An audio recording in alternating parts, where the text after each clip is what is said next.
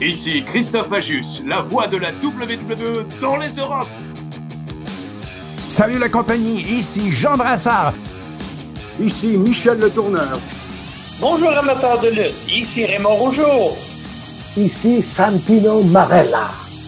Ici Speedball Mike Bailey. Ici PCO, the French Canadian Frankenstein. Vous écoutez, soyez-y, mesdames, messieurs, avec Marc Blondin et Hanson GF.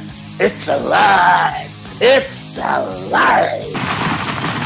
Salut tout le monde, bienvenue au podcast Soyez-y, mesdames, messieurs, votre rendez-vous hebdomadaire pour discuter de lutte professionnelle. Mon nom est Hanson GF, en compagnie bien évidemment de Mr. Fun International, Top of the World, The Original, Vintage depuis 1958. Self-proclaimed legend. L'homme au mollet d'acier de Mulletman, de Mulletator. Mais comme dirait Sylvain Grenier, qui sera notre invité. Tous les gros ont de gros mollets, j'ajoute à cette liste. Sourd, aveugle, sénile, amnésique. Amnésie, mesdames, messieurs. Hey, comment ça va, partner? Ça va bien, check. Tu me l'as montré la semaine passée, les amnésiques. Ben oui, tu viens de le dire. Il vient encore de montrer le livre de Earl Hebner, The Official Story, qui m'a Parce montré que la même... j'ai envoyé la photo à Earl, puis il m'a remercié. Puis j'ai de la misère à lire deux livres en même temps, mais j'ai quand même lu le premier, puis ça se passe en 97 à Montréal. Il essaie de se sauver. Fait que ça commence de même. Fait que là, je l'ai mis de côté, mais vous pouvez le trouver sur Amazon et le commander. Le bon ami Earl va être content. Lui, est-ce qu'il a commandé sa copie du La grande histoire de ma petite vie? Non. Non? Ah, dommage. Non. C'est un autre screw job, stick. Ben oui, tu t'es fait avoir encore, partner. Ben oui. Hey, Max! Vas-y. Ben, je voulais te parler on a reçu de Martin Aloulou. Aloulou! Pas la nenaille, ou le café. Aloulou! Lou! Il est parti, le bonhomme. Hey, traite-moi pas de bonhomme. Il y a assez de ma femme qui m'appelle de même. T'es le bonhomme. Ah, pas tard. Hey, on la salue, elle est sûrement à l'écoute. Elle m'appelle pas de même. Il dit, ça manquait, ça c'est suite à notre show Slammiversary. Ouais. Ça manquait de coulisses le dernier épisode sur Slammiversary ou Handsommiversary. Est-ce que Marc a reparlé à Richard Charland sur place? Non, j'espérais le faire. Ça n'a pas donné. Un de mes amis, Sylvain Briand, l'a vu, il a pris une photo, il a dit que c'était un de mes bons amis. Richard lui a dit, Blondin, c'est un petit crosseur. Ah, il n'y a pas tard. Fait que là, j'essaie. J'ai demandé à PCO, j'ai demandé, puis là, j'ai un blanc de mémoire, comme de raison. Un lutteur retraité qui demeure dans le bout de, je ne sais pas pourquoi, je ne suis pas capable de retenir son nom, mais qui était avec à Slammiversary. Et pour avoir son numéro de téléphone, pour essayer de lui parler. J'ai parlé à Pat Laprade. Pat Laprade devrait y parler et me donner un peu de détails. Je ne sais pas. Je ne sais pas qu'est-ce qu'il y a. Mais j'aimerais ça l'avoir à Semania pour décrire avec moi, pour revivre ça et pour lui rendre hommage. Fait que c'est un peu ça. Okay, est-ce que Handsome a couché proche de l'auditorium pour ne pas réveiller sa femme? Des textos de Daniel Spencer. Non, mais l'histoire, c'est que vu que c'était à Montréal, on n'était pas sur la route, on n'était pas à l'hôtel avec les boys. C'est sûr que c'était une ambiance différente. On devait sortir le samedi soir après le spectacle que j'avais parlé à ta préférée, Alicia Edwards. On devait aller sortir en ville, mais ça a fini beaucoup plus tard, le spectacle. Eux, ils couchaient à l'aéroport au Sheraton à Dorval. Fait que c'était pas idéal d'aller à l'after party d'AJ Francis qui avait lieu au Jet Nightclub à Montréal. C'est un peu pour ça qu'on a un peu moins d'histoire parce qu'on n'a pas voyagé ensemble. On n'a pas. Il y en a eu un peu moins. C'est pour ça. Toutes nos histoires qu'on a contées, c'était directement au show parce que c'est là qu'on s'est rejoints et c'est là que ça s'est passé pour nous autres. Il dit, est-ce que Marc a quitté le meeting de prod pour aller repasser sa blouse pendant qu'Ansem continuait à faire ses contacts. Non, je ne fais plus ça. Et avez-vous parlé au boss d'Anthem pour que Max Bacon leur vende une maison, question de financer un prochain pay-per-view sur la route? Et ça, c'est bon comme idée, par contre. Oui, oui, c'est bon. Mais ce que je peux te dire, Martin, c'est que j'ai envoyé un courriel. Ansem l'a vu, l'a reçu aussi, il est en CC. Au patron de Anthem, Anthony Ciccone, puis Ariel, je ne te dirai pas son nom de famille. Je ne suis pas capable de le. Moi non plus. Ou je ne sais pas quoi. Là. Mais lui disant, regarde, ça fait 3 ans, quels sont quelles sont vos vues pour le côté francophone? Est-ce qu'il y a de quoi qui peut s'emmener? Parce que là, c'est du surplace, mais le fait que Montréal ait été un succès, ça nous donnait l'opportunité, je pense, d'ouvrir la porte pour le futur. Oui, exactement. Un courriel que j'ai reçu ça vendredi. Salut Marc, Simmania 9, le vendredi 16 mai 2025 avec ton plan de match, on le fait. Où ça? Jonathan Gagnon, directeur vente et développement des affaires du Grand Royal Wallinac. Wow! Quelle date t'as dit que je mette ça au calendrier? Le 16 mai 2025. Wow! 16 mai 2025. Wow! Le seul bémol, c'est si ils ont commencé à construire l'hôtel, puis que dans le stationnement, il y a les grues et tout, puis c'est impossible, ben là, ça sera. Mais on va le savoir assez vite au début de l'année. Mais tu te souviens, la semaine passée, je t'ai dit, je suis allé jouer au golf avec eux autres, puis là, à un moment donné, je leur ai compté, je dis, ouais, Simmania 98, là, le message est clair que vous ne voulez pas en faire. Ouais. Alors voilà, c'est fait. Et, en est fait pour rien, Marc. Ben oui, et dans une des dernières nouvelles, mardi, donc aujourd'hui, pour ceux qui écoutent le podcast qui vient de sortir, je devrais, en début d'après-midi, rencontrer Marie-Hélène Demers, la mairesse de Sainte-Madeleine, pour finaliser le 11 juillet 2025. Je l'attends dans le détour, elle, la mairesse, qui m'a fait perdre mon match. Oui, elle aussi, elle t'attend dans le détour. Fait que c'est un peu ça, les nouvelles. J'espère que j'oublie rien, Colin. J'ai tout le temps plein d'affaires. C'est sûr que tu oublies quelque chose. C'est sûr, oui. Sûr. Mais il n'y a pas une semaine que je n'ai pas 56 000 affaires qui arrivent et que c'est le fun de jaser. La vie rocambolesque de Marc Blondin, mesdames, messieurs. On est, pour nous, on est dimanche matin. Hier soir, on a regardé, toi au complet avec les boys. Wow! Ouais. Surprenant.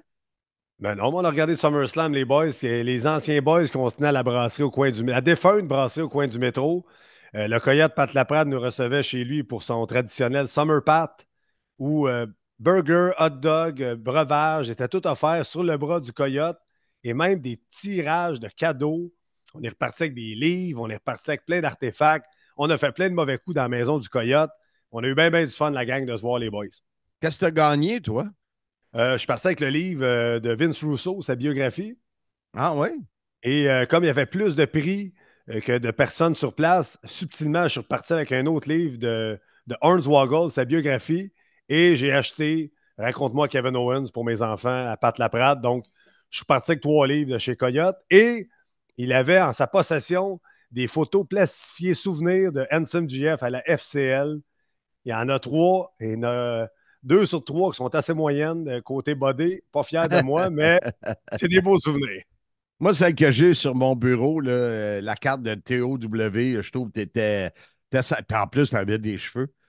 En shape là-dessus, là. Ouais. Et en parlant de ça, David Jouan qui nous écoute. Le Casanova des pauvres. Non, Marc, c'est le Don Juan des pauvres. C'est une rime. David Jouan, Don Juan. D'après moi, encore, là. D'après moi, c'est lui qui a écrit ça. Ah ben, c'est son nom d'auteur, Kenny Casanova, qui a écrit le livre de Earl Hebner. Marc, il nous remonte pour la 150e fois en 3 podcasts, le fameux livre de Earl Hebner, The Official Story, disponible sur Amazon. C'est ça, Quand j'ai vu Casanova, c'est écrit par David Jouan, mais il est en anglais. Puis quand tu parles avec David Jouan en anglais, ouf, c'est pénible. Tu as déjà parlé en anglais avec David Jouan?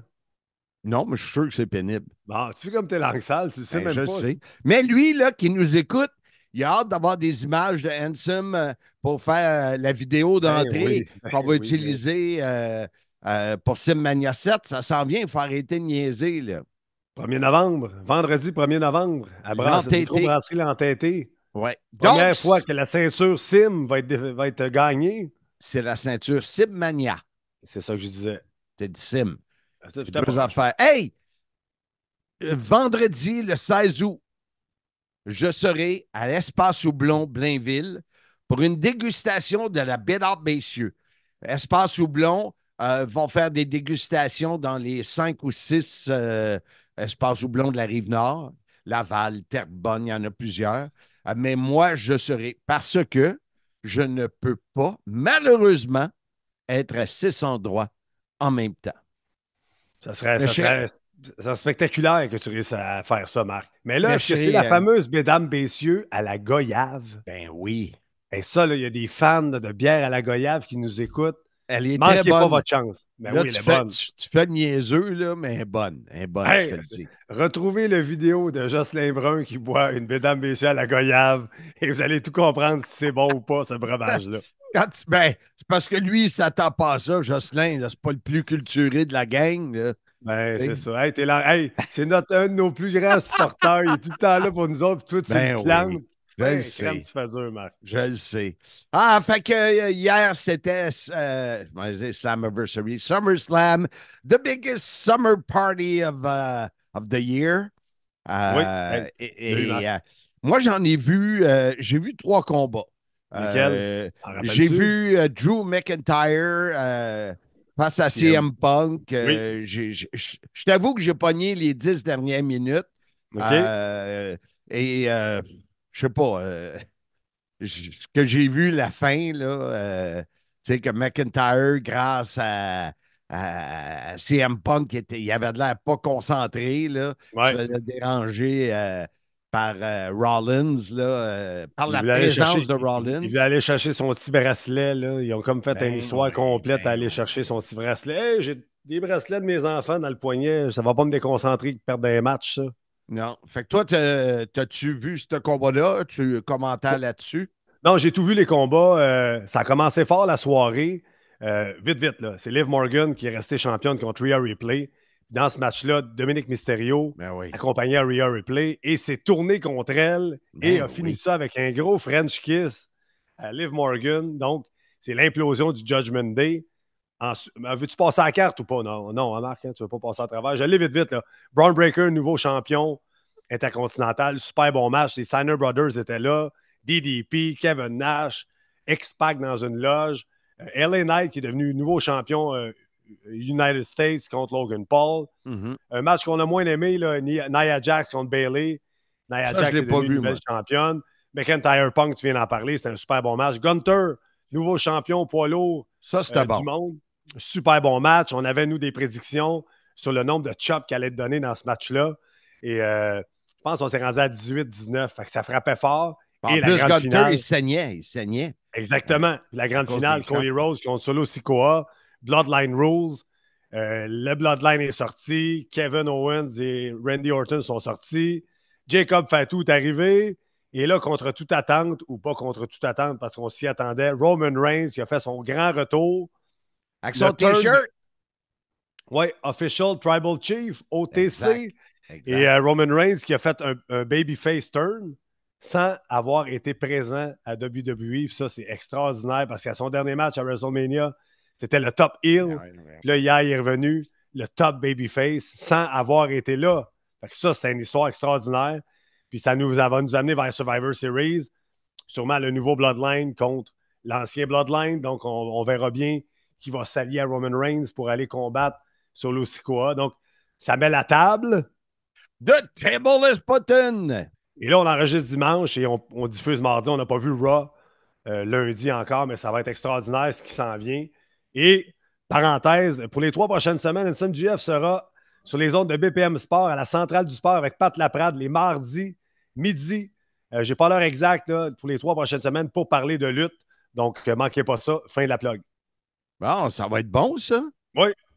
Ah, c'est ça qu'il m'a dit, Pat, qui avait 3 semaines de radio. Là, fait que, Ouais, l'an passé, on l'avait fait tout l'été ensemble, mais là, c'est Jean-Philippe Bertrand qui avait eu les premières semaines.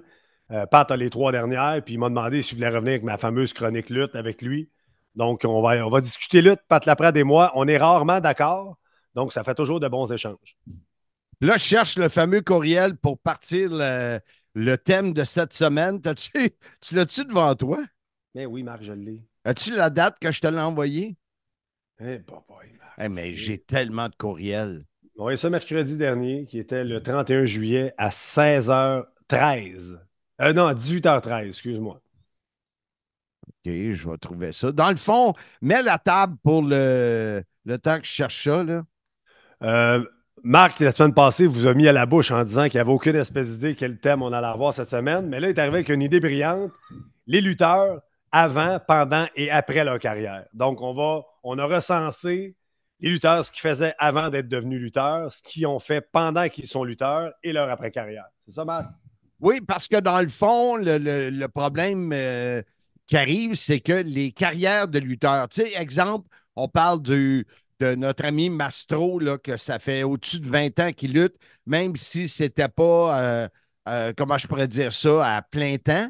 Ouais. Mais il reste que la plupart des carrières, puis on va en parler avec nos invités, c'est pas tous cool. des Ric Flair, là. Non, c'est ça, exactement. Oui. C'est des carrières courtes. C'est pas 20 ans comme l'Undertaker. C'est ça, les carrières sont courtes. Un peu comme dans le sport professionnel, tu as toujours des jeunes qui poussent, puis être une légende, puis être là pendant 15-20 ans, c'est pas tout le monde qui est capable de le faire, puis que les blessures arrivent, il y a plein de choses qui peuvent arriver dans la vie. De nos jours, c'est peut-être un peu moins vrai, mais dans les années 80, dans tes grosses années que tu étais là-bas, les gars faisaient pas tant attention à leur argent, puis ça dépensait, ça sortait, ça butait. Ben oui. Aujourd'hui, ils sont peut-être un peu plus sérieux, mais ça reste que les carrières sont très courtes. Et on a sorti, on a répertorié, Marc. Eh, boy. Des gens, des lutteurs, avant qu'ils deviennent populaires. Ouais. Exemple, Diamond Dallas Page était doorman dans un bar. Et j'ai même vu qu'il était chauffeur de limousine à Simmania, je ne sais pas trop quoi. Il conduisait la limousine où il y avait Honky Tonk Man dedans. T'as dit à Simmania, Marc. T'as eu Diamond Dallas Page à Simmania? WrestleMania. Ah, OK. Hey, boy. Ben. Le numéro 2 qu'on a retrouvé, vas-y. Mais t'as Becky Lynch qui était, j'allais dire, hôtesse de l'air, on peut plus dire ça, agent de bar. Incroyable, Carmella qui était cheerleader, Mustafa Ali qui était police. Ça m'a surpris. Tu vas vite, là, prends ton temps. Mustafa Ali qui a perdu son titre face à notre ami Speedball Bailey à Slammiversary, il était policier. Déjà policier, c'est une bonne job, là. Oui, et parenthèse, Mustafa Ali qui quitte TNA Wrestling. Il l'a annoncé sur les médias sociaux, donc j'ai hâte de voir notre ami Champagne Singh, où il va se ramasser dans les histoires, parce que là, Ali s'en va. Donc, fin de la parenthèse. Je fais bien des parenthèses aujourd'hui. Ouais, c'est correct. AJ Styles était livreur d'eau. Mais oui. John Cena, chauffeur de limousine. Chauffeur de limo. T'as Kofi Kingston qui travaillait chez Bureau en gros. Ben oui. La portion anglophone qui s'appelle Staples. Ouais. Bien sûr, Goldberg qui a joué au football, on le sait, et qui était à Montréal pour gagner, comment ça s'appelait, là, la Ligue mondiale. Le World League, la machine de Montréal. Oui, mais lui, il ne jouait pas pour Montréal, mais il avait gagné ici à Montréal. Bien sûr, The Rock a joué pour les Stampeders de Calgary. Ouais. Tout le monde sait ça. Et le 10e qu'on a trouvé, c'est Sylvain Grenier, mon ancien partenaire, qui dit toujours « Tous les gros ont de gros mollets. » Mais lui, Sly, était mannequin. Ouais. Moi, j'ai pensé longtemps, avant de partir ma compagnie, quand j'étais jeune, de devenir mannequin. Ouais. J'ai bien fait d'aller dans l'animation. Bonne affaire, Marc. Si tu veux bien, parlant du plan B des carrières, je t'invite à présenter notre premier invité. Sans plus tarder, notre chum, 4 fois champion du monde WWE par équipe, Sylvain Sly Grenier. On se pose la question, pourquoi qu'il y a un chandail des Oilers derrière lui? Oh, et un des Panthers, OK. Panthers, je comprends. Tu es maintenant un Floridien. C'était la finale de la Coupe. Puis on avait des fans des Panthers dans la compagnie, puis des fans des Oilers. Dans la compagnie, justement. On parle de ça cette semaine, des plans B, des jobs avant, des jobs pendant et des jobs après une carrière de lutte. Selon toi, Sly, d'abord, bienvenue sur le Sim. Merci de m'avoir encore une fois. Ben, merci d'accepter. Selon toi, la moyenne d'une carrière d'un lutteur professionnel, c'est quoi? Une Une bonne dizaine d'années? question. Dizaine d'années, Ça t'es dépend. chanceux. Attends une minute. C'est quoi que tu entends par professionnel? Ben, Parce qu'on s'entend, on appelle ça la lutte professionnelle, mais si t'es pas rémunéré, puis c'est pas ton premier revenu, non, moi, je te dirais, mettons, WWE, TNA, ouais, All Elite, ROH. ouais, Japan, AAA, c'est quoi, une Moi, je dizaine pense que d'années? moi, la moyenne de tous les lutteurs compris, je te Ouais. dirais 3 ans, 2 ans. Ah ouais. Ben, Ouais. il y en a tellement qui perdent. Ouais. Ils signent des contrats, puis tu n'entends jamais parler, ou ils viennent une fois ou deux, puis ils partent. Puis moi, Ouais. je te dirais 2 ans, 3 ans. C'est le Sur temps la- qu'ils essaient. Puis Ouais. Donc, je te ça veut dirais dire que faut que tu te prépares d'autres choses. c'est impossible. Tu ne peux pas te préparer d'autres choses. Comme Arnold Schwarzenegger, no plan B. Parce que si Écoute, tu te prépares d'autres choses, tu n'es pas concentré, tu n'es pas focus à 100 000 à l'heure sur quelque chose. C'est dur, tu le sais, toi, tu es un multitasking. On a eu des business ensemble, Blondin. Tu avais ta business. C'est dur de tout gérer, puis si tu n'es pas focusé sur une affaire. Fait que ouais, c'est sûr. t'es excellent dans rien, mais tu es bon dans tout. Fait comme toi, tu Tu sais, étais c'est dur. mannequin. Toi, tu étais mannequin Avant la lutte. Ouais. avant la lutte. Donc, t'as un Une peu autre de affaire que ouais, moi, c'est ça qui m'a amené à la lutte. Parce que C'est ça. mannequin, c'est quoi le développement à Mané qui est rendu lettre, là, tu sais? Tu sais, Je toi, sais pas, moi, j'ai toujours été de 1 lettre. à 2. 1 à 2. Moi, j'ai toujours été lettre. Moi, je poigne comme mannequin à l'Halloween. That's it. Et voilà. Et voilà. Les looks à Blondin. Mais écoute, j'ai été chanceux d'être tombé là-dedans. Parce que je faisais de la télévision, je faisais beaucoup de pubs télé dans ce temps-là. Puis des catalogues, des magazines, whatever. Mais tu sais, c'est des carrières que personne ne fait. C'est unique. Puis tu n'as pas d'après-carrière, tu sais. Ouais. Tandis qu'à lutte, j'ai été chanceux parce que mon après-carrière de la WWE, j'étais à bout de lutter, ça ne me tentait plus, mais TNA est arrivé, puis moi qui aimais la télé, puis on s'est rencontrés. C'est ça vraiment qui m'a relancé, qui m'a peut-être empêché de faire le blues puis la dépression que plusieurs fait après de plus être sur ce palier-là, tu sais. Comme les Fait que joueurs de moi, j'étais hockey, on chanceux. entend parler. Oui, ben oui, moi j'en vois plein. Je joue au hockey avec des professionnels, des anciens. Aujourd'hui, lundi, j'ai joué avec un gars justement qui a joué avec les Panthers. Puis c'est pas facile. Tu sais, ils n'ont pas Non. fait des salaires dans la ligne américaine, puis ils ont joué Ouais. quelques games dans le Big Show. Faut que tu te retrouves de quoi? Si tu n'as pas été à école, c'est plus difficile. C'est sûr. Puis tu sais, c'est des mentalités de sportifs, ils veulent gagner, puis c'est du monde de gang, mais ça se reflète pas toujours dans les jobs d'aujourd'hui devant un ordinateur, puis fait que c'est très difficile après carrière, je pense. Toi, tu dois avoir un blues toi aussi après le thrill de WWF puis WCW parce que t'es le gars de la lutte, là, Mané. T'es plus ça. Ouais. Ben, C'est c'est comme sûr, une recherche d'identité. excepté qu'il y avait toujours M. Fun, tu sais, depuis 40 ans, qui était là, tu sais. Mais oui, c'est sûr que le glamour, puis, tu sais, d'être le gars de la lutte, puis là, t'es plus le gars de la lutte, là. Ouais. C'est sûr, mais à un moment donné, tu sais, life is life. Mais aujourd'hui, tu fais quoi, toi? Parce que là, tu as fait à peu près 11 ans. Peut-être pas 11 ans. Peut-être un 8, 9 ans. Ouais. Je pense qu'on a fait 10 ans, pas loin Ouais, de TNA. proche 10 ans. tu as remplacé le PCO, puis après, tu as commencé On a voulu recommencer à mon bureau dans le Vieux-Terrebonne. Ouais, On s'était installé pour Slammiversary, puis pour Bound for Glory. Bound for Glory, puis Ouais, là, c'est un flop. C'était broche à foin. Fait que là, moi, j'avais tiré à la plug. Toi, Tu t'es sais, plus le gars, résilient. tu t'en souviens pas, là, mais le gars avec qui on essayait de se brancher, puis que ça marchait pas, ben, il est mort.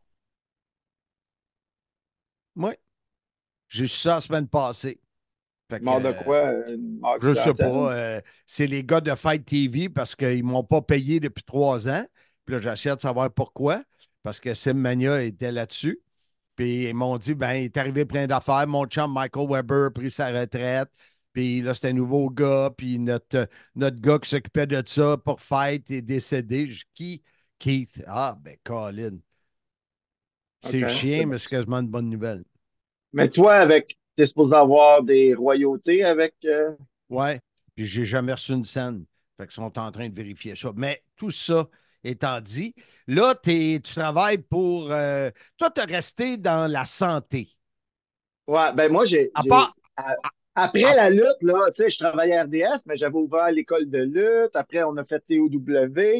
On a roulé notre boss là-dedans. Tu as Mais moi, produit j'ai un toujours. show? Tu as produit un show Oui, télé? oui, oui, oui, oui. Ben, c'est ça, je m'en venais à ça. OK. Avec notre connexion à RDS, maintenant, j'ai eu une idée de développer avec mon invité avec les gyms puis la santé, puis comment que ça peut changer un être humain. Je ne sais pas si tu te souviens, mais quand j'ai eu 39-40, un moment donné, je me sentais pas bien, je me sentais plus moi.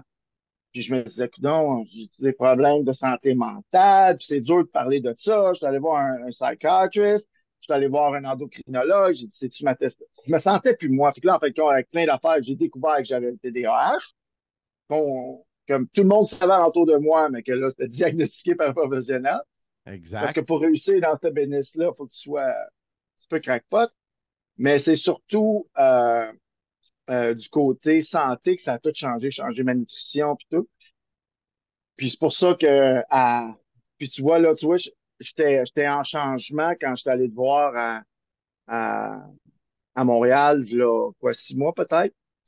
C'est là, je suis revenu à ma shape quasiment WWE, là, tu sais. OK, Fait que je suis OK. vraiment content. Là, je lutte en fin de semaine avec René pour une des dernières fois avec les champions de la ROH. Pourquoi? Non, Pour une des dernières fois? championne. Ben, tu sais, moi, là, on le fait parce que les gars sont intéressés à peut-être nous avoir pour le show de télé en Californie à une fois par Ouais. semaine. Ça serait correct pour moi. Mais plus que ça, mes affaires qui roulent, tu veux savoir ce que je fais maintenant? Je suis rendu dans un gym. J'ai eu un contrat avec LA Fitness en Floride dans le développement des affaires. J'ai acheté le territoire de Tampa Bay pour développer 3 gyms UFC. Ça, c'est en branche. Le financement a commencé la semaine passée ou il y a 10 jours. C'est quand même beaucoup de millions. Puis, Eh je ne suis pas boy. John Cena, alors j'ai besoin de financement. Mais on est 3 partenaires là-dedans, c'est super bien. Puis, je travaille pour le développement d'une autre compagnie, une compagnie familiale qui a commencé avec un gym il y a 8 ans à Naples. Là, on est rendu avec 4. On en ouvre 2 autres. Il veut se rendre à peu près à 18-20 dans la région, partir de Naples jusqu'à proche de Tampa Bay. Fait que Mais c'est à un le fun. moment Je suis donné, là-dedans, c'est la santé. c'est pas saturé. À un moment donné, le marché. Il a trouvé sa niche. Moi, j'ai travaillé dans des big box gyms. J'ai travaillé au Pro Gym avec mon école. Je connais les grosses machines. C'est 10 000 membres, 5 000 membres. Ouais. Puis c'est vraiment plus niché. C'est vraiment du monde qui aime s'entraîner. Alors, c'est pas le public cible, Blondin. Ah, Puis, ouais. c'est du monde qui vient. Il y a beaucoup de monde qui font des concours. C'est des machines extraordinaires que j'ai jamais vues. Ils mettent beaucoup d'argent dans l'équipement. Les buildings sont pas euh, euh, Top avec des notch. grosses top-notch. L'intérieur est super propre. On est très difficile là-dessus, mais c'est les machines. Des machines Panata, des machines Life Fitness. Pour ceux qui connaissent ces machines-là, vraiment incroyable. Des affaires que j'avais jamais vues dans ma vie, que je fais, puis je fais comme wow, c'est un game changer. Fait qu'il y a beaucoup de monde, puis je pensais pas que ça existait en Floride, parce que étant un gars de 245, 250 livres, qui me promettent, je dis, il n'y a pas beaucoup de gars gros ici, musclés, pis tout. Je suis arrivé à cette gym-là, j'ai fait, oups là, OK. Fait que ça existe encore. Il y a un monde de fitness, de bodybuilding. C'est dans ces gyms-là qui se rejoignent beaucoup. Ça s'appelle Smash Fitness pour ceux qui sont intéressés. Puis on en a à date juste de Naples jusqu'à Cape Coral. Donc, on est déjà bien installé, puis ça continue. Fait que c'est vraiment le fun. Fait que si vous êtes dans la région, venez nous voir. Ça me fait plaisir. Mais t'en parles avec assez passionnément. C'est le fun. Blondin, tu sais, on est des entertainers, on aime ça. C'est le fun. C'est pour ça que la lutte, une fois de temps en temps, ça me fait changer le mal de place, puis j'aime ça voir les boys et tout. Mais changer la vie de quelqu'un, là. Parce que, mettons, on peut, tu sais, la médecine, oui, tu sauves des vies, crise de cœur. Mais moi, avec ce que j'ai vécu, puis avec ce que je vois, puis qu'est-ce que je travaille avec les gens depuis les dernières années, tu peux changer, tu peux renverser le diabète, tu peux tellement faire de choses, le gras viscéral, l'apnée du sommeil, changer la vie de quelqu'un en 3 à 6 mois si la personne elle t'écoute. C'est vraiment gratifiant. Puis je travaille avec des cliniques, ceux qui ont besoin de plus de soutien hormonal, puis tout. C'est quelque chose. Puis la science de la santé a tellement évolué dans les dernières années. C'est pour ça que j'avais créé le Fit Show. Ouais. Parce que le Fit Show, c'était intéressant à faire. J'étais curieux, je voulais savoir ce qui se passait. Puis à chaque émission, on apprenait des affaires, puis j'apprenais des nouvelles choses. Puis on avait des chroniqueurs différents avec des idées différentes. On avait même du monde qui produisait pour XPN dans le temps, c'était nos gros commanditaires. Fait qu'il faut que tu sois là-dessus, puis tu as des règles à suivre, mais le développement est exponentiel comparativement aux années précédentes. Puis tu peux sauver des vies, littéralement. Là. Ça l'aide le cerveau, ça, la créatine. Je fais juste exemple de la créatine. Maintenant, là, ils donnent de la créatine aux joueurs de football avant les matchs. Ils m'ont dit, c'est pour la force. Non, c'est pour protéger le cerveau contre les commotions cérébrales. Ils ont avec les nouvelles sciences, les nouvelles recherches, ils ont trouvé que la créatine était un effet protecteur contre les coups à la tête puis les effets néfastes à long terme et à court terme. C'est incroyable, ça. Mais ça. Fait qu'imagine tout ce qui n'est pas éduqué, parce qu'on est habitué avec la médecine. La médecine, c'est là pour vendre des pilules, mettre un band-aid. C'est ça, la médecine. Si j'ai une crise de cœur, oui, je vais aller à l'hôpital. Mais avant de te rendre à la médecine, il faut que tu fasses tout le reste. C'est ça, tu sais. Fait que tu le sais, tu n'as perdu du poids. Tu sais qu'est-ce qu'il faut faire, là. Oui, je n'ai regagné aussi. Oui, parce que tu as arrêté, il faut être conscient. Tous les jours. Mais tous les jours, c'est une victoire. Puis tu te sens tellement bien quand tu termines, tu sais, c'est une mission accomplie. Mais oui, tu peux le scraper en 2 repas. Oui. Je sais. Mais oui, je suis passionné, c'est pour ça que ça fonctionne. Mais je ne pensais pas d'être déprimé à faire une entrevue avec toi. Non, mais tu le sais, Blondin, j'ai toujours été là-dedans, puis tout le monde, quand ils ont des questions, j'étais toujours la référence. Puis si je n'ai pas la réponse, je vais aller la chercher avec des médecins, avec des endos, avec du monde de XPN, les meilleures compagnies de suppléments au monde. Encore, parce que je suis aux États, là, puis les suppléments, c'est de la merde. Acheter canadien, XPN, c'est la coche. Si je serais capable d'exporter ça ici, là, je deviendrais millionnaire du jour au lendemain. C'est horrible, les suppléments ici. Quand Rhino est venu à Simmania, sur le même show que tu étais, d'ailleurs, il m'avait demandé d'acheter des produits ici qu'il ne trouvait pas aux États. Question en terminant, beaucoup de fans m'ont écrit, est-ce que tu as encore tes bottes de lutte? Mes bottes de lutte? Oui, pourquoi? Okay. Pourquoi tu luttes en running show avec des lumières? Parce que je revenais avec le personnage du mannequin. Ah, je ne l'ai pas su.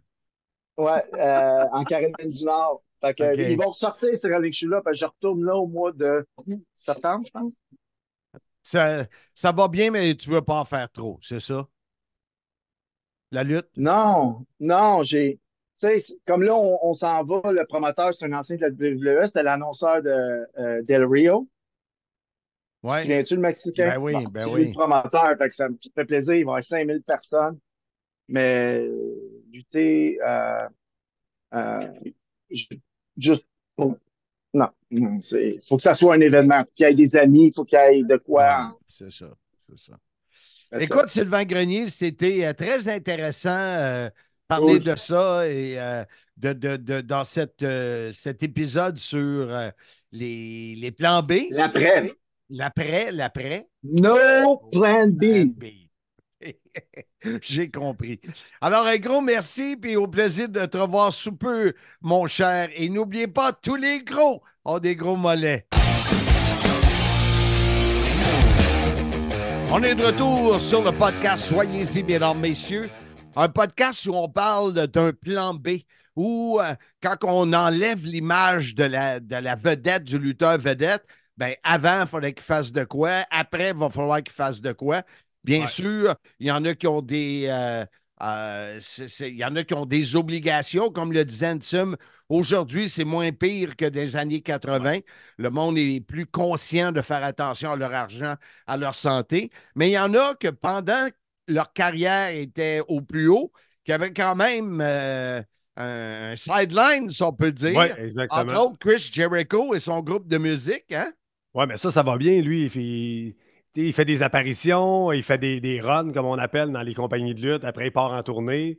Il a toujours été un maniaque de musique avec son groupe. Fait que, c'est fou que tu vois le gars perce dans le monde de la lutte, est une vedette mondiale, puis est capable d'avoir une carrière de musique en même temps. C'est quand même assez exceptionnel, ça. On a bien sûr Hogan, Cena, Rock, pour nommer ceux-là, qui, pendant leur carrière, ont fait du cinéma. Calloway, j'ai été surpris de lire qu'il faisait de l'immobilier. Oui, moi aussi, quand j'ai vu la liste. Ouais. Un qui est bon, là, le prochain, c'est Dolph Ziggler. Il fait des shows d'humour avec son frère Ryan Nemeth. Il l'a fait longtemps pendant qu'il était à WWE. Dès qu'il y avait un spectacle, par exemple, à Los Angeles, pour un Raw ou un pay-per-view, les journées d'avant, il se bouquait dans des petites salles de spectacle pour des shows d'humour. Tu sais, c'est un gars qui, lui, c'est un vieux célibataire. Là. Il a l'âge d'Ansem GF, pas de femme, pas d'enfant. Fait qu'il a le temps en masse de faire ces folies-là. Ce que j'ai plus le temps de faire. J'aimerais ça peut-être trouver de quoi sur ce que tu viens de jaser, de l'humour. J'ai l'impression, je le regarde et je le vois pas faire de l'humour. Mais, contrairement à Sami Zayn. Ouais. Je sais pas. Sami Zayn aussi fait ça aussi, Ben là, oui. des C'est pour ça que je d'humour. dis ça. Et là, en ce moment, une autre parenthèse, Mark Calloway, l'Undertaker, quand il y a des gros pay-per-view, il fait des soirées qui racontent des histoires. C'est pas au niveau de l'humour, mais il raconte des histoires. Il l'a fait à Montréal. Ouais, exactement. Ça n'a pas été un gros succès, semble-t-il. Non, mais Montréal, là, il y a des trucs qui ne fonctionnent pas. Là. Les meet and greet, puis les fan fest, ces affaires-là, là, ça ne marche pas tant que ça versus aux États-Unis que c'est la folie furieuse. Et tu peux en parler. Stardom. Oui, puis j'avais également vendu 3 billets à Simmania 1 pour rencontrer Superstar. Ouais, le gars de Demolition. Axe. Ben oui, c'est ça. Fait que ça ne fonctionne pas énormément, ce genre de truc-là, mais aux États-Unis, ça marche énormément. Hey, dans ta liste, ton ami Jean Brassard. Ben oui, il a toujours fait du théâtre, de la comédie musicale, en même temps qu'il faisait WWE, instructeur de yoga, Serena. Oui, je te verrais aussi, Marc, comme sideline, instructeur de yoga. C'est le temps qui me manque. Malheureusement. Lacey Evans en construction. Mais oui, on ne sait pas quel métier. Étais-tu charpentière? Étais-tu. L'histoire ne le dit pas. Ouais. Mais j'ai été surpris, par exemple, je savais que Natalia venait de Calgary, mais les journalistes, elle écrit régulièrement au Calgary Sun. Tu me l'apprends, j'ai vu la liste, j'ai dit, tabarouette, je vais aller voir ça parce que Natalia, c'est une fille brillante, longue carrière. On parlait tantôt des carrières courtes. Elle, longue carrière. Donc, j'ai hâte d'aller lire ça. Ça pique ma curiosité, Marc. Et on en a choisi quelques-uns qui, après leur carrière, ont embrassé un plan B ou un nouveau plan A. Bien sûr, Batista, on l'a vu dans les James Bond puis tout ça. Une carrière au cinéma, somme toute, qui va très bien. Oui. Il en fait moins, mais il n'est pas comme l'agriculteur Hulk Hogan. Tu sais, c'est la grosse différence. L'agriculteur? Ça, c'est la joke préférée des Européens. Quand j'ai dit en 1997 que Hulk Hogan était un agriculteur parce que tous ses films étaient des navets. Boy, tu ramènes ça, une blague de 97 douteuse, tu ramènes ça en 2024. Jesse the Body Ventura, qui a Oui. rencontré Triple H. Ben oui, qui a fait son retour Raw la semaine dernière. Ça faisait longtemps là, qu'il était en brouille avec WWE. Donc, retour au bercail pour le Avec body Jesse McMahon, Ventura. Ouais, puis il était, lui, là, il est devenu sénateur, lui? Gouverneur du Gouverneur, Minnesota. c'est ça. Gouverneur. Et moi, j'ai travaillé avec, puis, Seigneur, la voix, la couleur avec ses boas, puis, wow! Je me rappelle de lui comme commentateur coloré Ouais. avec Vince McMahon. Il était très, très, très bon. Ouais. Hey, McMahon, il l'appelait McMahon comme toi, tu m'appelles Blondin. Exactement. Il y a des traits. On a parlé, bien sûr, l'entrevue, on l'a fait avec Sly, Ouais. qui aujourd'hui s'occupe de Jim du côté de la Floride. Ouais. Kane, qui est maire d'une ville. D'une petite ville, c'est comme si ben tu deviens oui. maire comme la mairesse de Sainte-Madeleine. C'est ça, Kane? Oui, ben oui. Ça m'a surpris. Elle perd rien pour attendre en passant la mairesse de Sainte-Madeleine. Ah, ça, c'est sûr. Tu vas avoir la chance. Je vais te donner des détails. Mohamed Hassan. Il fait quoi, lui? Ben, Colin, je pensais que tu avais lu le document, là. Je l'ai lu. Mohamed Hassan. Il me semble qu'il est. Attends un peu, je l'ai ici. Il est prof d'école. Il est directeur d'école. J'ai vu une entrevue justement avec lui récemment, directeur d'école. Lui, c'est plate parce que son personnage, je le trouvais extraordinaire.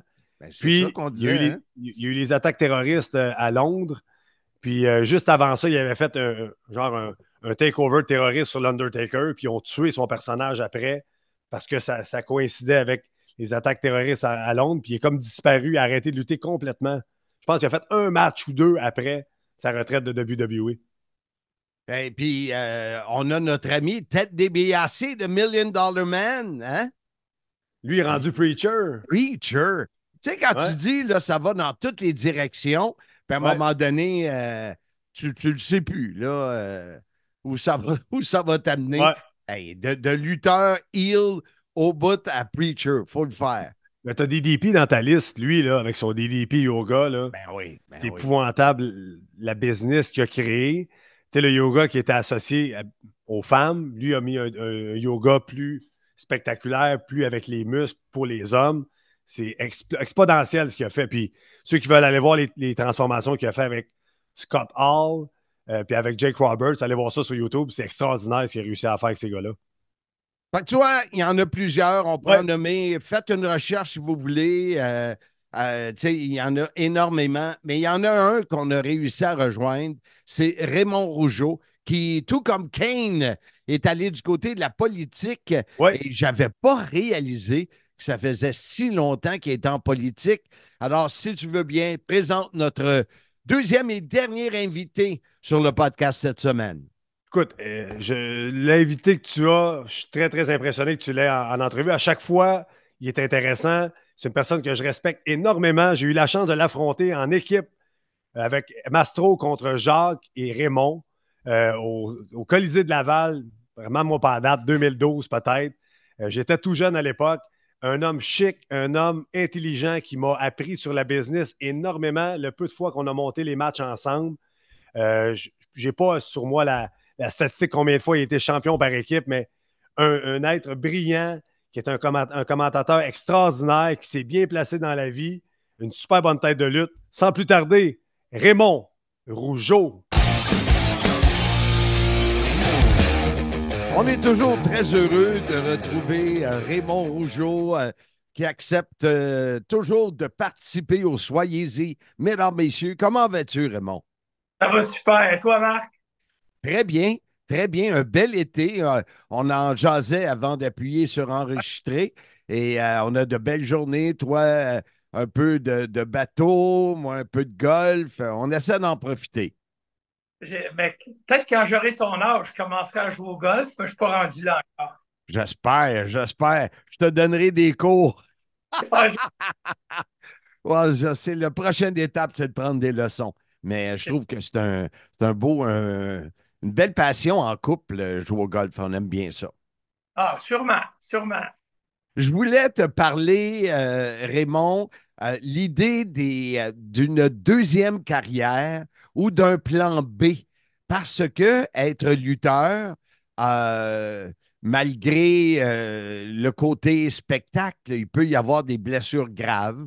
Euh, on est en train de faire justement un petit survey, là, un sondage, voir regarder le nombre d'années en moyenne, mais il y a beaucoup de carrières de lutteurs qui durent 1 an, 2 ans, 5 ans. OK, il y a Ric Flair, mais à part Ric Flair, euh, et je me demandais, toi, tu es né dans une famille de lutteurs. Ouais. Donc, avant, tu as commencé à lutter jeune parce qu'on a déjà parlé. Tu n'as jamais pensé ou eu un autre job avant de devenir lutteur, toi? Non, en fait, il y avait eu une pensée. C'était que moi, je me suis toujours arrangé pour avoir un plan B. OK. J'avais papier pour aller m'inscrire à Nicolette. Je voulais rentrer dans la Sûreté du Québec. Si je n'avais pas fait, Ah. j'aurais été policier, je t'aurais peut-être même donné une contravention, je ne sais pas, mais je veux dire, c'était ça mon plan B, advenant que le cas où je commençais ma carrière de lutteur, et puis soit que j'aimais pas ça, soit que je me blessais, soit qu'il y avait quelque chose, mon plan B était d'aller dans la Sûreté du Québec. Mais comme tu sais, ma carrière a très bien été, j'ai fait une pleine carrière, fait que j'ai continué là-dedans. Et ce plan B-là, pourtant, la Sûreté du Québec, je trouve que ça ne fit pas avec toi. Tu as de l'air tellement sympathique. Ben, pas besoin d'être antipathique pour être un policier. J'en ai dans la famille, moi, c'est pour ça que je dis ça. Ah, Mais tu avais quel âge quand tu as passé à ce plan B-là? pardon? Tu avais quel âge quand tu as pensé? Parce qu'il me semble que tu as commencé à lutter, tu avais quoi, 15, 16 ans? 16 ans. Je venais d'avoir 16 ans, puis c'est à 16 ans que j'avais mon plan B aussi. Ah oui, jeune de même. Oui, ouais, ben c'est parce que on a grandi à Saint-Sulpice, puis on avait des voisins pas loin. Il y en a un qui était dans la Sûreté du Québec. OK. Fait que je connaissais, puis j'étais ami avec son neveu, puis je regardais ça. Ah, ça doit être pas payé, tu sais. Fait que, bon, est-ce que j'aurais aimé ça comme carrière? Je ne le sais pas non plus, parce que je ne l'ai pas fait, puis j'avais 16 ans. À 16 Ouais. ans, on peut faire toutes sortes de choses. Mais c'est comme ça. Et tu as eu, toi, tu en as plusieurs après-carrière. T'as jamais été policier, ça c'est réglé.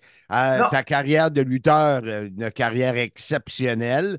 Et ensuite, par la force des choses, tu es devenu commentateur. ouais, Donc, c'était une deuxième carrière, ça, pour Raymond Rougeau.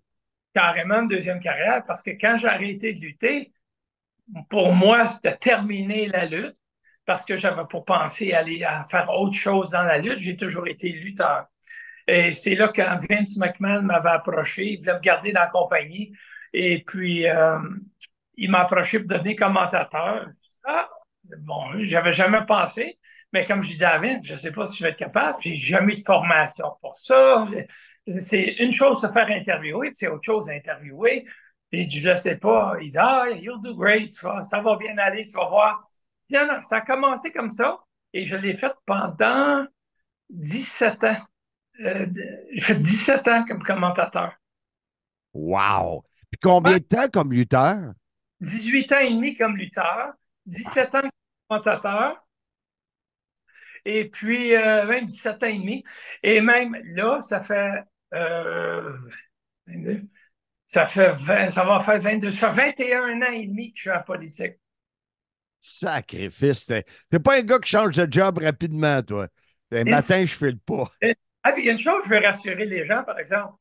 Il y a de ces carrières-là qui étaient en parallèle. Sinon, il va dire, Oui. écoute, 100 ans, lui. T'as de l'air tout jeune en plus. Ben, je Quand m'entraîne. on, quand on parle de la carrière de commentateur, ce Oui, qui me fait rire un peu, c'est oui, quand moi j'étais intervieweur, oui. c'est pas toi qui prenais le lead. C'était Jacques qui arrivait avec ses idées, puis qui était la grande gueule des deux. Puis Oui, si quelqu'un m'aurait dit, est-ce que si quelqu'un m'avait dit, mets un 5 sur lequel des deux, je parle des années 80, puis j'aurais sûrement misé sur Jacques plus que sur toi. Avec raison. Avec raison, parce que de nature, je suis plus réservé. Euh, Jacques est plus flamboyant, il est plus en avant, fait qu'on peut facilement l'imaginer que ce serait lui le commentateur. Mais finalement, tu sais, j'ai fait des commentaires pendant 13 ans sur Canal+ toutes les semaines, en France, en Belgique, en Suisse, en Afrique, au Québec. Euh, Ça prenait quand même un certain standard de français. Ouais, ouais. Mon français était meilleur que celui de Jacques.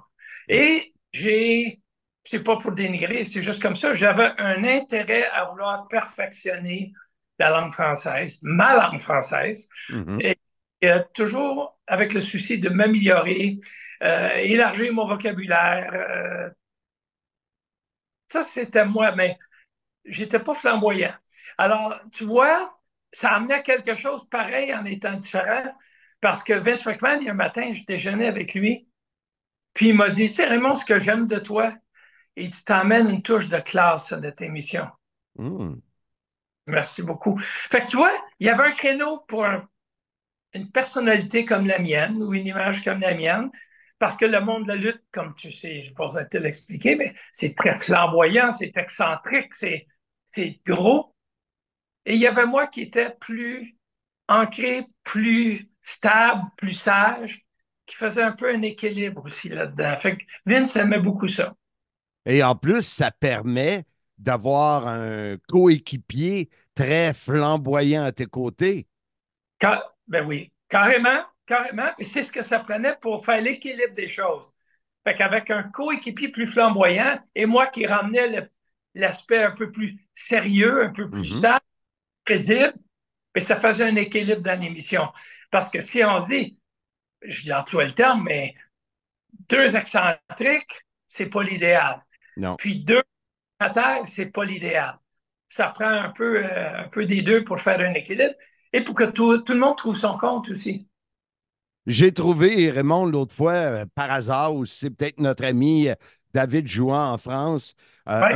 un combat que je décris avec Jacques. C'est un combat Ah, avec Dino Bravo qui lutte. Puis j'ai été surpris, je ne me souvenais pas de ça, d'avoir fait, je ne sais pas si on a fait plus qu'un, mais c'est Jacques. C'est surprenant le duo. ben en fait, si tu te souviens, ben tu te souviens peut-être pas, mais en tout cas, au tout début, quand j'ai commencé comme commentateur, ils nous avaient fait faire quelques émissions. Moi, on était à ce moment-là sur TVA et sur Canal 7 de Sherbrooke. Je pense qu'on avait les. Patonique, réseau Pardon? Patonique. Bon, fait qu'il y avait Jacques qui en faisait un et moi, je faisais l'autre. Mais on a fait quelques émissions comme ça et de là, ils ont choisi de continuer avec moi pour toutes les émissions après. Fait que là, moi, je voulais te parler de la vraie après-carrière, celle Ouais. de la politique, parce que j'ai fait. T'as ton ami Kane aussi, lui aussi, il est maire. Ah oui, tout à fait. Hey, on pourrait faire le combat des mères à WrestleMania. Ça serait très, très bon. Mais il Mais est grand un peu. oui, il est grand un peu, ouais.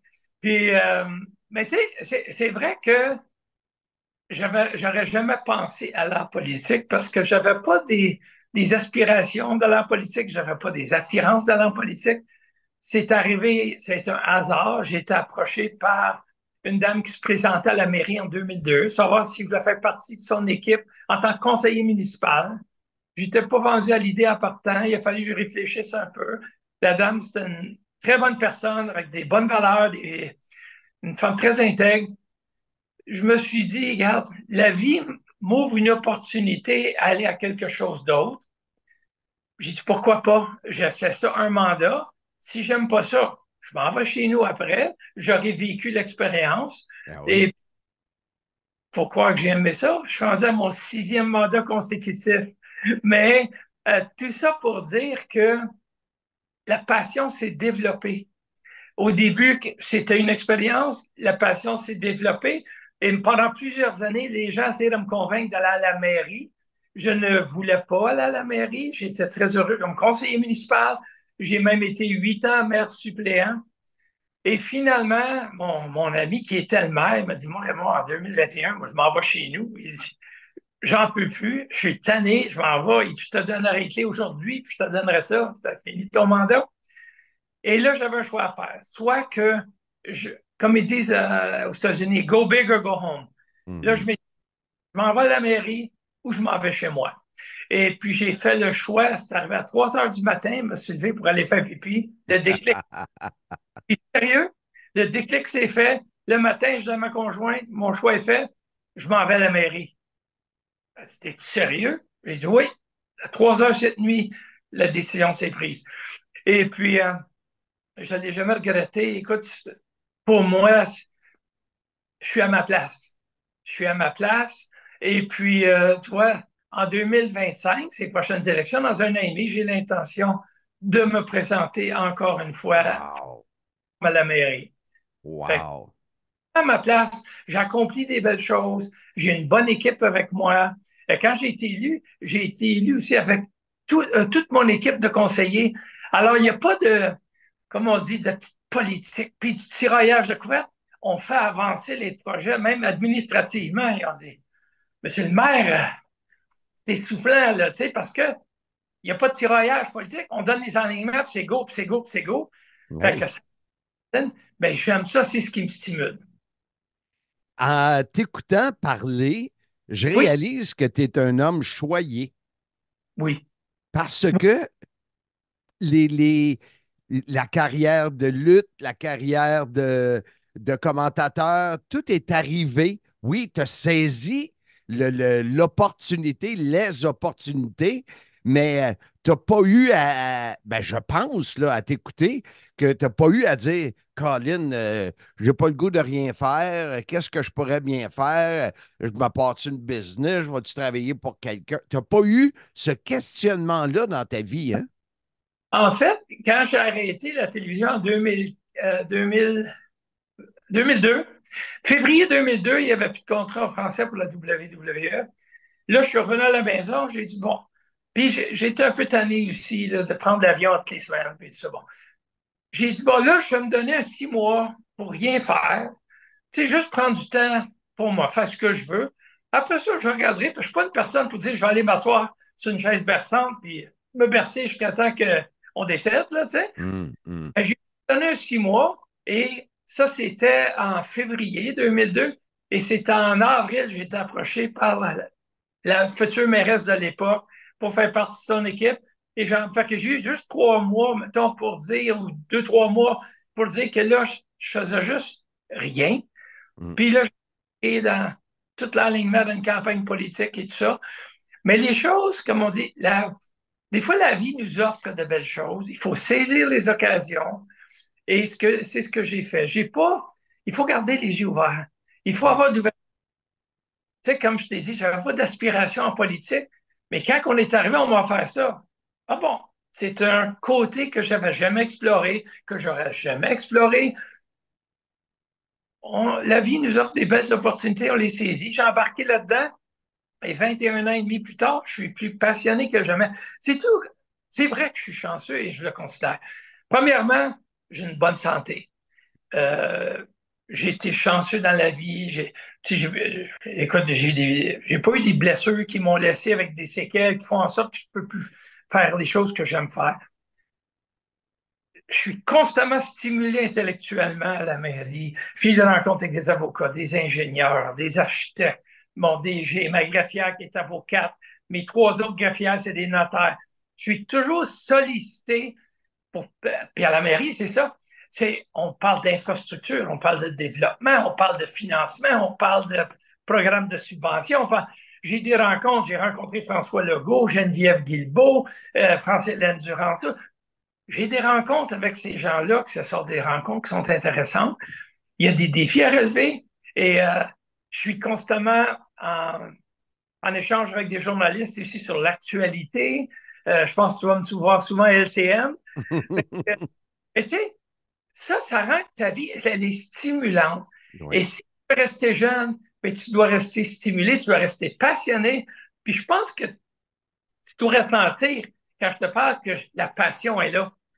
Fait que, il faut avoir des passions dans la vie. Fait que si j'avais un conseil à donner à quelqu'un qui envisage la retraite, bien, trouvez-vous une passion, trouvez-vous un hobby qui vous emballe. Restez actif, faites quelque chose. Tu sais, de rien faire, là, écoute, c'est la pire chose que tu peux faire. Tu dépéris, puis tu te regardes vieillir. Moi, je refuse de vieillir. Je m'entraîne 28 jours par mois. Je suis à l'hôtel de ville, je suis en bateau, je pilote mon avion, tu sais, je monte dans le nord à la chasse. Écoute, je fais ce que je veux, mais j'en fais des affaires. Dans tout ce que tu as dit, je retiens deux choses. Le côté saisir l'opportunité, Ouais. mais avant de la saisir, il faut que tu puisses les voir. Donc, comme tu as dit, être ouvert, tu sais, s'assurer de peut-être pas juger, de penser un peu plus et d'avoir de l'ouverture d'esprit. Et la stimulation, tu l'as dit. Tu sais, moi, j'ai 66 ans. Je suis dans l'animation, donc il faut que tu sois allumé. Tu ne peux pas avoir de l'air de pépère quand tu animes. Et je suis dans le monde de la lutte où Ouais. c'est le fun, les jeunes, puis les discussions, puis Ouais. créer mes shows comme Simmania. D'ailleurs, le dernier qu'on a fait à Sainte-Madeleine, la mairesse Marie-Hélène, elle a rentré, puis elle a giflé une lutteuse, puis Ah, elle a rembarqué Handsome GF dans le ring, puis elle a hâte à l'année prochaine voir quel rôle m'a lui donné. ouais, c'est ça. Mais tu vois, c'est ça, c'est de saisir des occasions pour avoir du fun aussi. Hmm. Tu sais, toi, tu sais, c'est Monsieur le Fun. Mais effectivement, il faut avoir du fun. Et puis, combien de gens, ils vont se faire proposer quelque chose? La première réaction, oh, oh non, ça me le dit pas. Ça, c'est Ouais. la facile. Pousse-toi un peu. Fais l'effort de voir. Ça peut être quoi? Essaie-le. Même si c'est temporaire. Regarde, je vais l'essayer sans m'engager nécessairement longtemps. Je vais l'essayer. Si j'aime ça, ben, pourquoi pas? Tu sais, et l'ouverture, puis de dire oui avant de dire non. Et souvent, on dit l'essayer, c'est l'adopter. Carrément. Raymond Rougeau, merci énormément pour ton temps ce matin. Je ne savais pas où allait cette thématique mais à regarder les après-carrières et ceux qui avaient une carrière avant, etc., dans le monde de la lutte, c'est vraiment intéressant. Un gros merci. Garde-toi encore en santé. Garde ce beau sourire de jeune homme et on se reparle à un moment donné. Merci, Marc, et félicitations pour tes 177 émissions que tu as faites. C'est du stock. Ah, tu vas être bon pour te rendre à 200. Grande encore. Merci beaucoup. Merci, Marc. Bye-bye. On est de retour au podcast Soyez ici, mesdames, messieurs. Marc, c'était très intéressant ta thématique.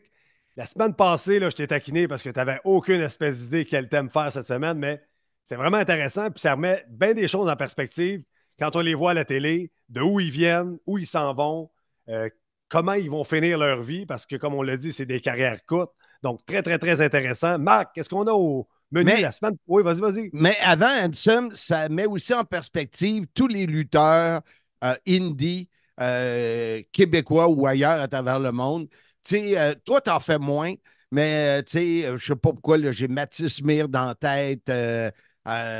Il y a VIP Mitch Thompson qui faisait souvent 2, 3 shows par semaine. Ouais. Ces gars-là, ils ne peuvent pas vivre de ces salaires-là. Il y en a qui le faisaient sur le bras. Ça leur prend un job. Puis ça prend. Tu sais, j'ai lu dans le livre que tu vas peut-être lire à tes enfants, raconte-moi, comment le patron de Kevin Owens était conciliant pour lui permettre de partir. Ben oui, on n'en a même pas parlé de Kevin dans notre liste. Kevin qui travaillait dans une station-service, puis après, il partait travailler et lutter la fin de semaine, puis il écoutait des tapes de lutte la nuit, puis lui, il est parti de loin, là. Après, il est parti, puis après, il a fait son entrée fulgurante où il est rendu aujourd'hui, mais lui aussi, là, il avait un job avant, puis... Exact. Et lui, il n'aura peut-être pas de job après. Producteur à WWE ou commentateur coloré. Ce que je veux dire, c'est qu'il est sérieux, fait de l'argent. Oh oui, son argent. Oui, exactement. Mais s'il le fait, ça va être pour le plaisir de le il faire. ne va pas rester associé au monde de la lutte toute sa vie parce que c'est une tête de lutte extraordinaire. Alors, les semaines à venir, Oui.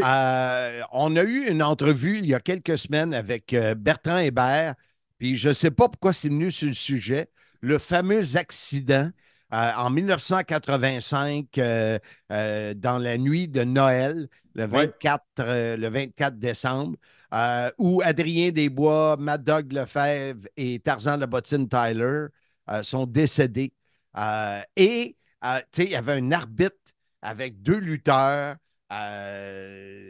C'était un gros événement. Ouais. Et pour nos amis européens, même ceux en Afrique, où ils n'ont aucune idée quand on parle de tempête de neige dans le parc des Laurentides. Alors, avec Bert, et je vais tenter de redemander, pousser ma loque, comme on dit, à Raymond. Raymond Rougeau, qui était le meilleur ami de ce que j'ai lu là, de Mad Dog Lefebvre. Okay. Alors, s'il veut nous en parler, c'est un moment pénible dans sa vie. Mais avec Bert Hébert, on va vraiment revenir en arrière parce que ça fait. C'était un gros événement ah oui, quand on a parlé de lutte internationale, c'est un des événements qui a fait que la fondation a commencé à s'écrouler un peu, le moral et tout ça. Et dans 2 semaines, Stone Cold Steve Austin. Oh, ça va être bon. Et comme j'ai lu Raconte-moi Kevin Owens, j'ai écrit à Pat Laprade pendant votre événement hier, mais probablement qu'il m'a répondu ce matin, je n'ai pas remarqué. Il a accepté de nous parler de comment Kevin a vécu, parce que c'était son idole jeune, comment il a vécu son événement à WrestleMania. Qu'on a vu il y a 2 ans, je pense. Oui, la finale de la première soirée contre Steve Austin. Et bien sûr, Bertrand Hébert va nous... Moi, je me souviens de Stunning Steve Austin avec ses cheveux longs blonds. Ça ne marchait pas. Peut-être une des graves erreurs de notre ami Eric Bischoff. Fait que ce sera les 2 prochains thèmes sur le Soyez-y, mesdames, messieurs. Wow! Ça va être intéressant les 2 prochaines semaines. Et Marc, de quelle façon on invite les gens à revenir nous rejoindre la semaine prochaine pour d'autres aventures? Comme on le dit depuis 176 fois, soyez-y, mesdames, messieurs.